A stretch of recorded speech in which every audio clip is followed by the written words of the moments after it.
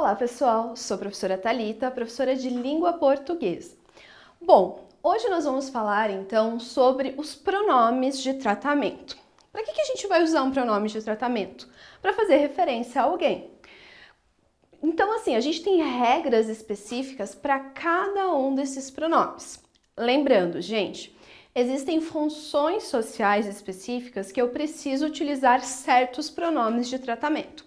Vamos ver quais são eles? Por exemplo, aqui nessa tabela, nós temos primeiramente o tratamento, a abreviatura e quando eu vou usar. Por exemplo, eu uso o pronome de tratamento Vossa Majestade quando eu estou falando com reis e imperadores. Vossa Alteza eu utilizo para príncipes. Vossa Excelência eu uso para cargos políticos de modo geral. Vossa Eminência eu uso para cardeais. Vossa Santidade eu uso para o Papa. Vossa Magnificência para reitores de universidades. Vossa Senhoria para altas autoridades. Senhor e Senhora, pessoas a quem se deve respeito.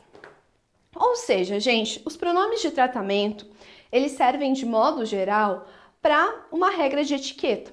Ou seja, se eu chego e vou falar com alguém que possui algum cargo político, eu não vou chegar tratando essa pessoa como você. Justamente porque existem pronomes adequados para que eu possa fazer referência a essa pessoa. No caso, Vossa Excelência. Por exemplo, vamos supor que por acaso você encontre o presidente da República. Você vai falar Vossa Excelência? Não. Esse é o único caso que há uma diferença. A gente fala Excelentíssimo Presidente da República. Então, vamos supor que vocês precisem produzir uma carta ao presidente da República. Então, o vocativo que eu vou utilizar é Excelentíssimo Presidente da República. Ele é o único caso, gente, que foge. Tanto que, se vocês forem ligar a TV, por exemplo, para assistir a TV Senado, vocês vão ver que os políticos entre si, eles se tratam utilizando Vossa Excelência. Justamente porque é a regra que existe, então, quando nós estamos falando de políticos. Mas vamos falar então do que realmente a gente usa. Por exemplo, gente, eu tenho as expressões para eu e para mim. E muita gente não sabe quando utilizar. Então, o que acontece? Se o pronome é sujeito de um verbo no infinitivo. Opa, vamos lembrar o que são verbos no infinitivo. São verbos com a terminação em ar, e ir. Usa-se, então, para eu. Do contrário, usa-se para mim. Então, por exemplo, aqui. Trouxe o livro para mim. O verbo que eu tenho é o verbo trouxe. Então, como eu tenho esse verbo que não está no infinitivo, uso a expressão para mim. Agora aqui, trouxe o livro para eu ler. Neste caso, gente, o verbo que está exercendo ali, né, a ação expressa pelo sujeito é o verbo ler e ele está terminado em ER. Ou seja, eu uso a expressão para eu. Terceiro exemplo, deu as maçãs para eu comer. Novamente, o verbo aqui é o verbo comer. Então, por isso que eu uso o eu. Deu as maçãs para mim. Nesse caso, gente, como eu tenho o verbo deu e eu não tenho ele no infinitivo, que seria o verbo dar, então eu utilizo o para mim. Então, essa é a regra geral de utilização para eu, para mim. Muita gente ainda tem muita dificuldade nisso. Mas uma regra que ajuda vocês é pensar da seguinte forma. Se eu tenho o verbo depois, eu sempre vou utilizar o pronome eu.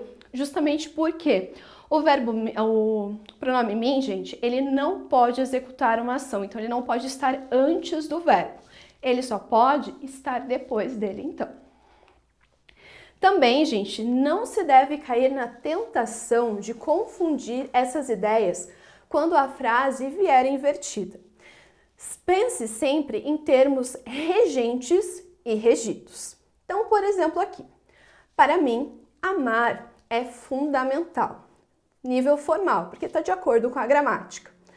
Seria na ordem direta, então, amor é fundamental para mim. Agora, o que a gente observa também? Para mim, fazer isso é difícil. Também é no nível formal. Fazer isso é difícil para mim se eu coloco na ordem direta. Gente, lembrando, o que é a ordem direta do português que a gente tanto fala? Eu tenho primeiramente o sujeito, aquele que vai exercer uma ação, o verbo, que vai ter então a ação exercida por esse sujeito, e por último, o objeto, que é aquele que vai receber então a ação. No caso ali, gente, amor é o sujeito do verbo é. Então, por isso que ele está no começo. E por isso eu uso então depois a expressão para mim.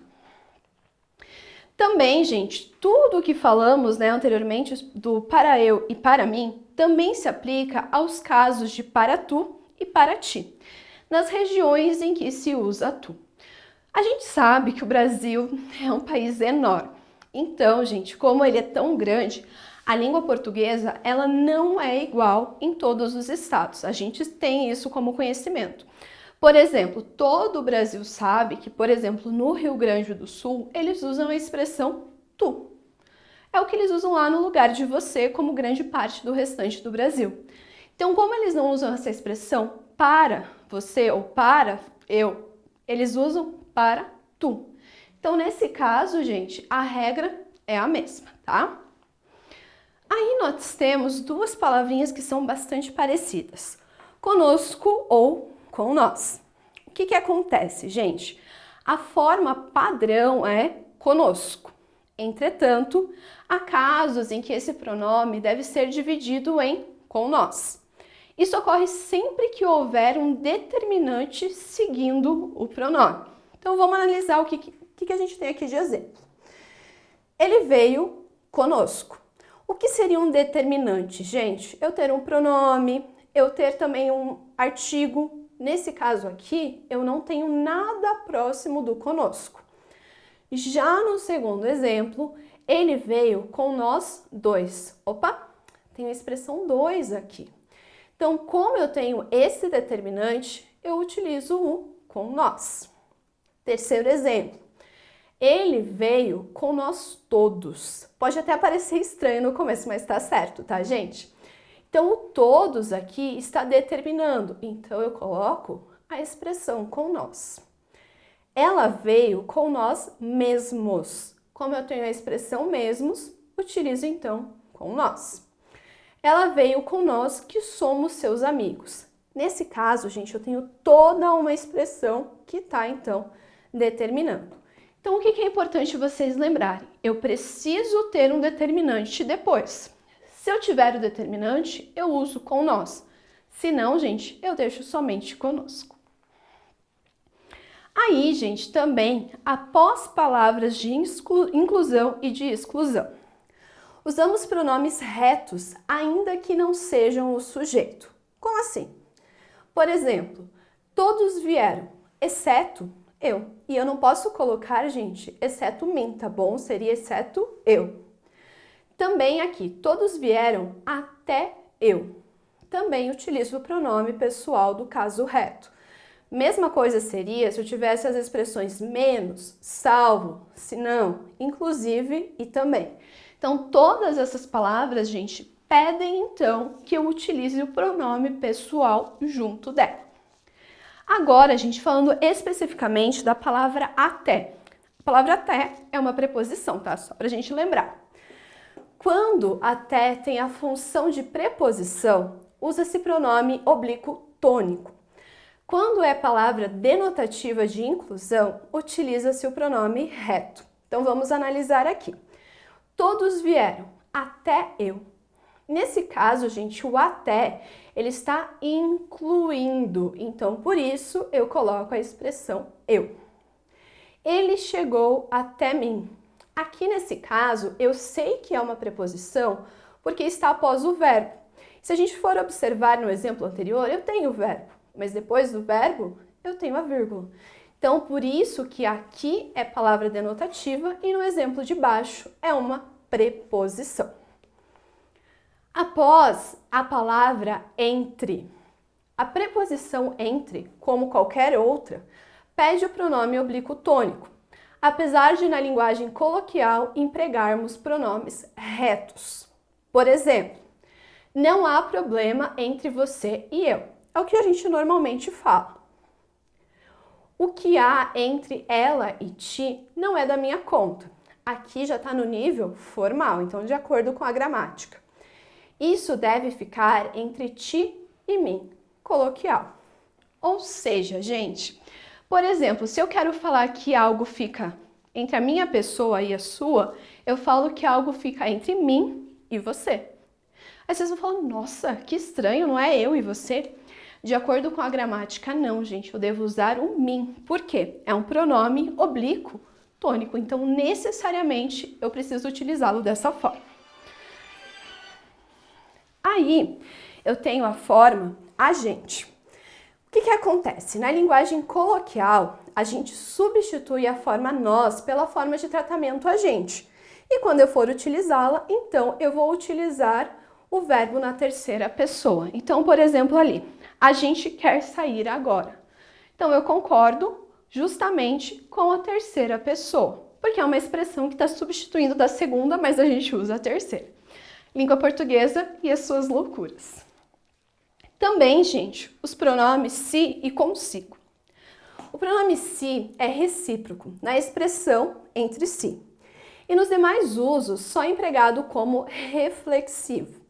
Daí sua invalidade como substituto de você e de ele, em casos desprovidos de noção de reflexidade.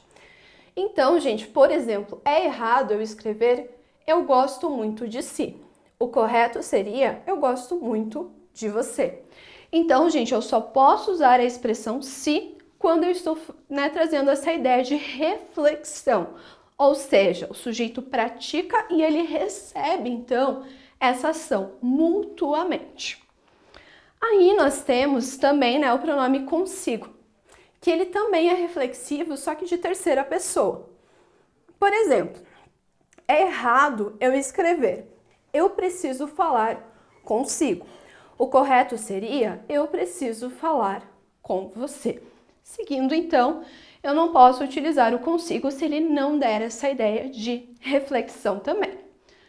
Ou seja, gente, vimos aqui os pronomes de tratamento. Lembrando, você é um pronome de tratamento. Então, eu não poderia conjugar verbos com o pronome você. Mas nós utilizamos isso tanto no português que quem sabe daqui a um tempo ele não se torne um pronome pessoal do caso reto. Bom, gente, espero ter ajudado vocês. Até a próxima aula!